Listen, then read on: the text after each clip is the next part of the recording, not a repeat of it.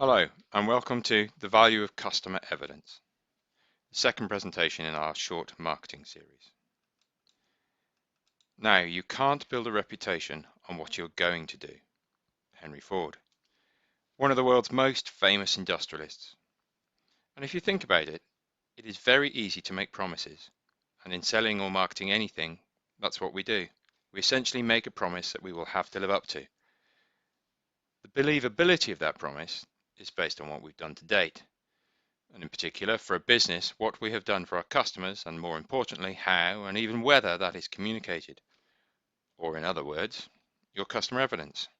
So that's what we're going to talk about today. From our participation perspective, the video format gives you the choice to manage the timing to suit your own availability. So whatever works for you, really. We've provided accompanying worksheets to support this video. It's obviously up to you how you use those, but they've been designed to allow you to capture some of the ideas within the session. And finally, we'd like you to leave with one or two new ideas of how to make customer evidence work for you as a business tool. And when it comes to the worksheets, they will accompany questions that look like this one, although obviously slightly deeper. You can answer a question in your own way or where relevant using the supporting worksheet, indicated by a symbol. Simply pause the video while you fill it in. You may want to run through the whole thing before coming back and tackling it with the worksheets. Whatever works, really. We will tackle this in three sections. Firstly, aligning to the business, vital for all of our marketing, but has very pragmatic implications for customer evidence. Secondly, customer evidence at work, where we will consider some of the options you have available to you to do that particular job. And finally, what we've called awesome versus ordinary, or where we take a look at one or two ways to put some excellence into your customer evidence. Just to give us a brief statistical viewpoint, the evidence from a survey of business users across the US showed the following information. Now you can see from this that we still very much like our pretty pictures, our videos and multimedia files. And at the other end, quite surprisingly possibly for some, white papers are a very powerful tool. I think that's a demonstration of how hungry we are for information when we come to a major purchase. However, you can see that case studies and success stories, if you want to give them that terminology, still sit consistently highly and remain in the top three and have done for quite a while. Now, aligning to business goals. To make the most of any marketing activity, it needs to lock on to the higher business goals. There are a few headlines: the business calendar, fiscal year, when do things start and end, when does a financial result actually have to be delivered. You might have quarterly reviews. At Microsoft, there are quarterly business reviews and end of half milestones in place. There are other important numbers: total turnover, what's the size of your business, profit, what are the most profitable products and services, at the level of the sales pipeline, what are the timescales from deal identification to close. We need to understand our strategic wins, our planned new products, our growth objectives. Aligning your actions and activities to whatever increases a company's worth, market position and profitability is the key to a successful marketing program. For customer evidence, this will translate as which customer, your choice of customer support future activity, the timing of any engagement to generate the evidence, and finally, it gives you an understanding of which colleagues to work with to get the job done well. Which brings us to our first question. What are the key rhythms, metrics and goals in your business? So if you'd like to take a look at the worksheet, we can run through it now. So what we have in front of us is a seemingly simple set of questions. However, you're unlikely to be able to answer them all alone. You will probably need to speak to a colleague, possibly your business partner if you're just starting out, possibly your head of finance if you're a bit more well established as a business. Remember, some of this will be in the public domain, and other bits you will have seen on internal presentations, maybe not understood it at the time as being quite so relevant. So if you do not have the answer at hand, just make a note of where you might get it or who you might talk to. And remember, it's well worthwhile building those relationships internally. You'll be surprised how positive a reaction you get from the marketing responsible asking about financial goals. Okay, the customer journey. You'll possibly have seen a customer journey before. Probably, maybe this one. To quickly recap, this is our business-to-business customer journey. We're jumping through the phases that we believe the customer is stepping through as they move from not really knowing you even exist to becoming a loyal customer. And obviously, awareness is the first phase. Do they understand your product? Do they even know your product exists? Do they know you exist? And that's the role maybe where you're just putting your name out there. Maybe from customer evidence perspective, it's quotes and it's logos. And then we move to credibility. Here we've got the role of the full-on case study, where you really prove that you can do what you say you can do. And finally, moving over to interest. And this is maybe a second and third case studies, moving into demonstrations. And if marketing can move a prospect through all three of those phases, you can be pretty sure that sales are going to want to grab that particular prospect.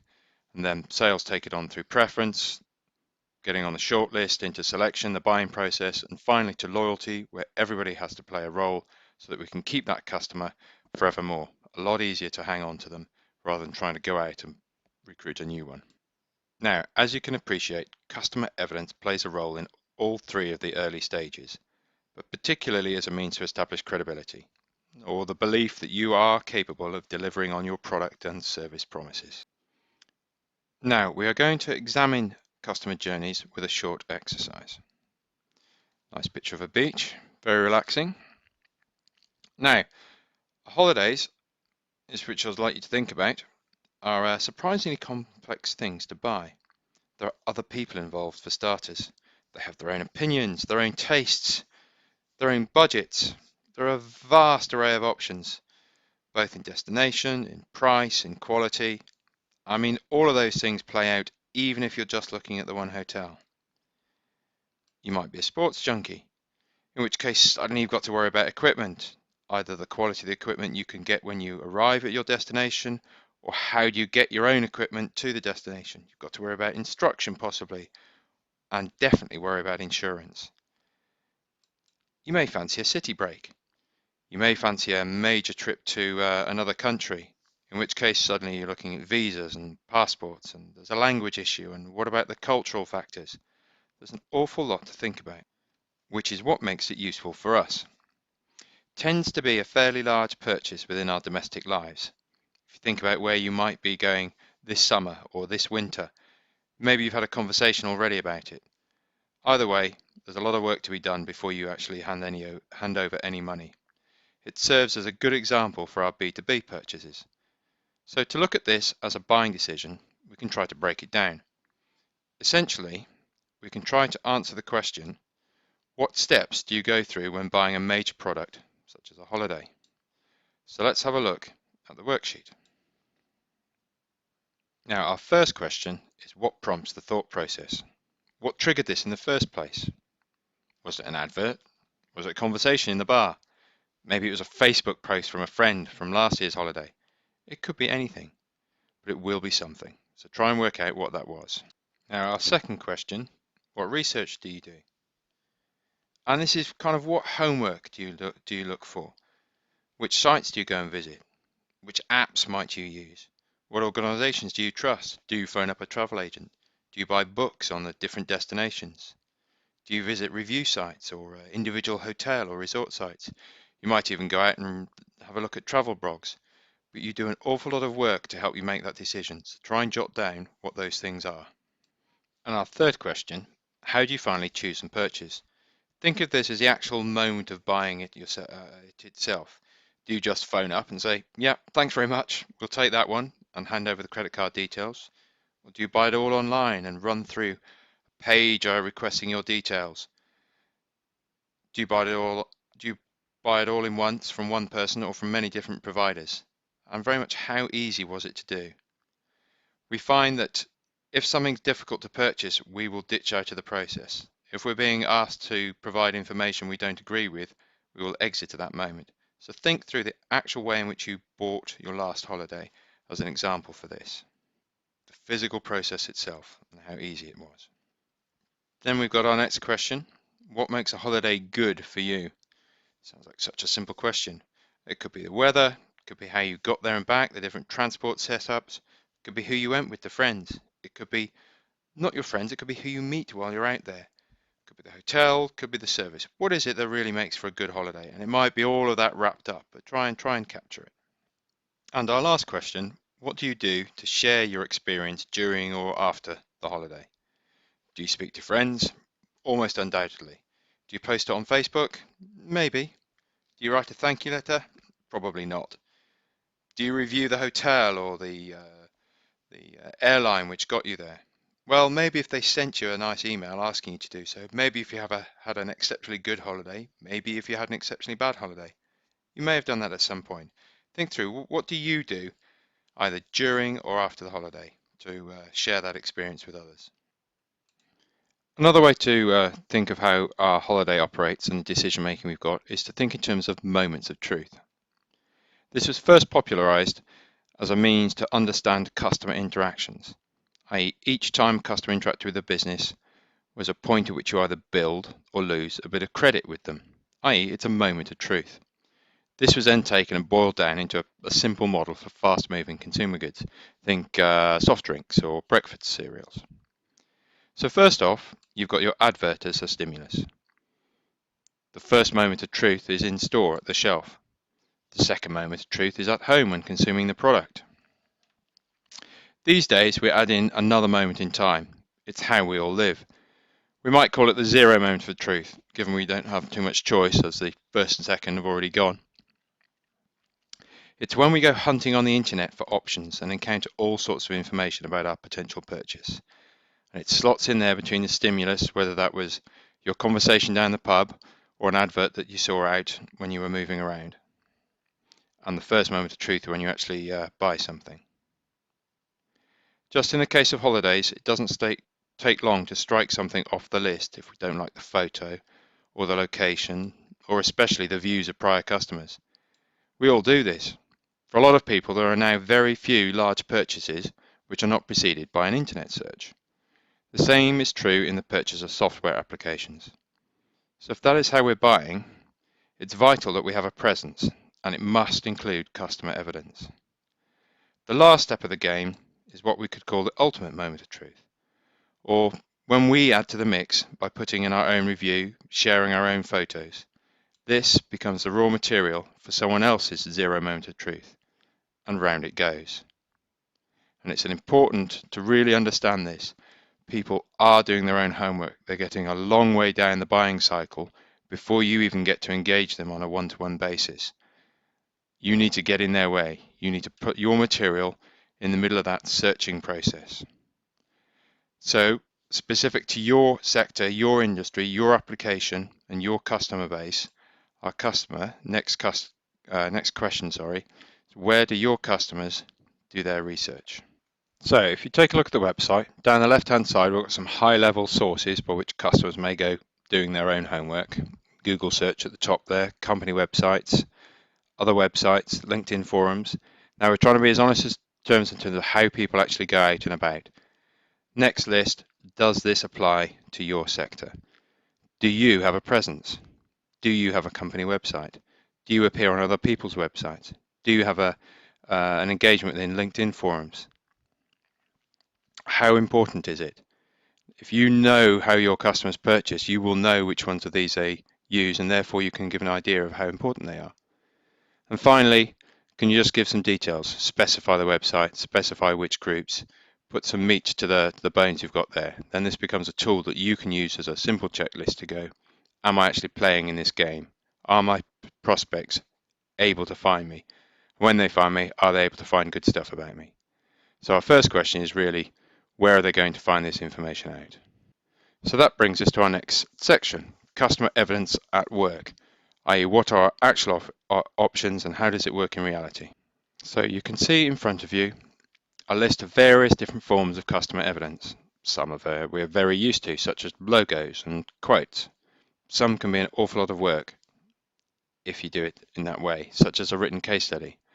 Others are a little more novel and possibly more powerful because of it. I have one customer who organises dinners twice a year, inviting prospects to meet directly, face-to-face, with existing customers outside of a formal meeting. It's an extremely powerful format. It gives the prospects an awful lot of confidence. It might not suit your business, but it does illustrate the potential. Anything with that more direct contact with your existing customers, the more powerful it is. Think of speaking slots at an expo.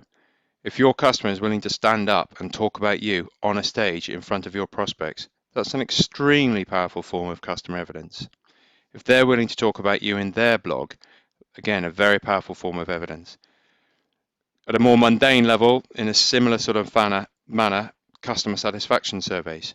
You've actually got individual opinions from your actual customers coming through that can be seen by your prospects. Another more powerful mechanism. So our question here is, what forms of customer evidence do you or could you use?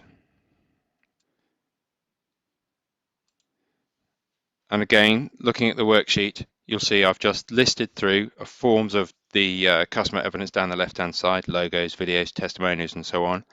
Be very honest with yourself. Do you use them? Do you have them in place? And put down the examples of what you use or the extent to which you use them. And if there are others that aren't on my list, please note them down. And if you have the ability to let me know what they are and you'd like to add them to the list, I'd very much like to know. So just run through the exercise and give yourself that honesty of the check through. We will now consider one or two aspects of customer evidence in their own right. Quotes being a very big one, and one that is very commonly used by lots and lots of customers. And for quotes, one of the rules is simple. The more famous and more credible the speaker, the more powerful the endorsement. And I should point out that until you get to international Nobel Prize winners, such as Mr. Mandela here, you will have to make sure they are relevant in your sector. But when we're saying famous and more credible, famous for us in the sector can be a senior role in a well-known company, even if we don't actually recognize the personal name of the individual concerned. Their role and their business stand proxy for those things. So think hard about who you get to quote. At the same time, the quality of what the person says also matters. This is quite a long quote, so I shall pick it up in the middle. The test allowed artifacts to properly document the full procedure specifically for our organisation, highlighting any special actions required so that future failovers, planned or otherwise, can be even smoother. We are in safe hands with Artifacts' technical expertise. Now, not too bad, and it does complement the organisation. However, the one thing I just get a sense of, it doesn't feel as if James Hand ever actually uttered those words. They read to me as if they were written for him by Artifacts, emailed over, and genuinely being happy with the job, he was happy to sign them off. But in that sense, they're not his own words. And because they feel like that, it erodes their power. You just don't quite believe them as much as you might. Compare this alternative. Artifacts is a valuable partner and delivers consistently good work. Simon probably wrote those words himself. In spite of feeling a little bit like a school report comment, it does feel much more real, and therefore more credible. It does a better job. The challenge with quotes is making them feel real, and the best way to achieve that is simply to use real quotes. There is the challenge.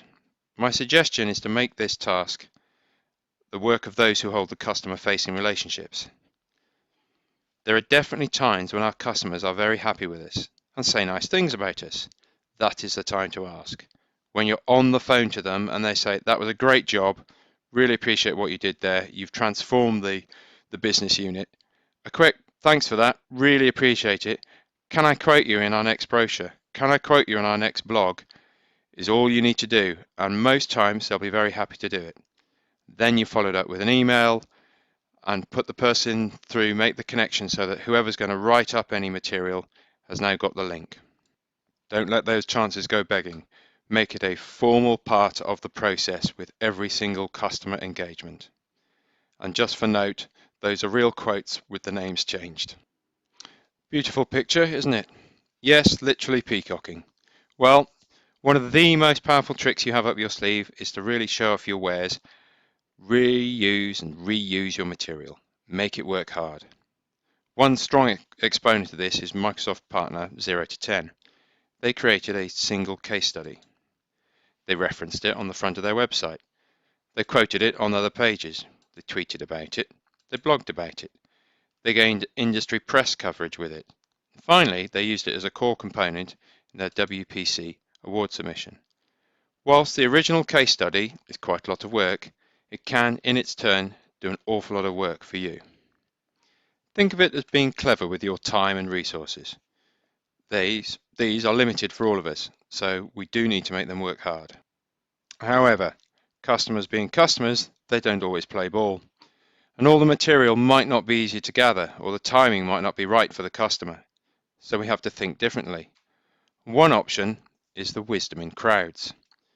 We can illustrate our success with customers through aggregating our own sales data. Microsoft does this all the time. Consider this. Over 1 billion people on the planet use Office.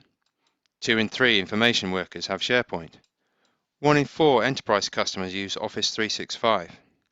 And 84% of businesses run Microsoft Exchange. I don't need to speak to my customers to pull this lot together. I already have the data. So, the question is really, what numbers exist in your business which could serve as customer evidence? A much simpler worksheet this time, lots of open space, a couple of ideas there for you. And it's important here that you think through the types of information you've got, whether it's aggregating your sales, the numbers of customers you've got, it could be the customer growth you've got, and remember percentages can be very powerful, especially if you've got a small base. So you can have 120% growth off a very small number, but it's a headline figure that people will react to. And once they're through and they've reacted and they're reading your other material, job done. You could talk about total numbers of customers or total numbers of users or total numbers of projects or aggregated amount of revenue.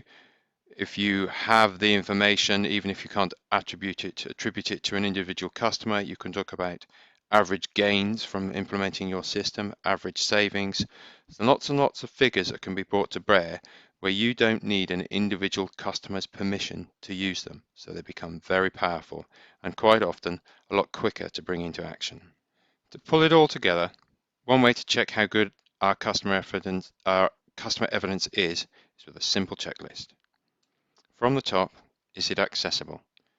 Is it relevant to my target customer? Is it appropriate to my target decision maker? And is it credible?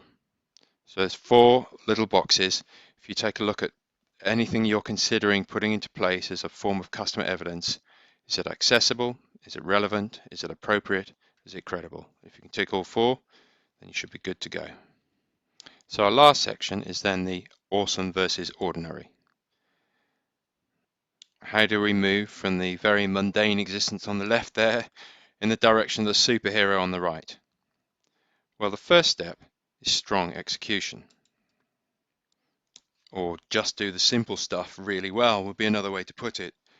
This is the quote from the case study that I referenced earlier from 0 to 10. The first line of the quote clearly shows us that this is about someone who has moved away from Salesforce. It shows a clear financial benefit, $105,000 per year. And it expands on that to indicate upsides beyond the pure money. There's a lot of money to put back into improving customer service and delivering more value. It is attributed to a named and senior individual. And if you're a current user of Salesforce, you're highly likely to keep reading through this. It's simple, but it's done very well.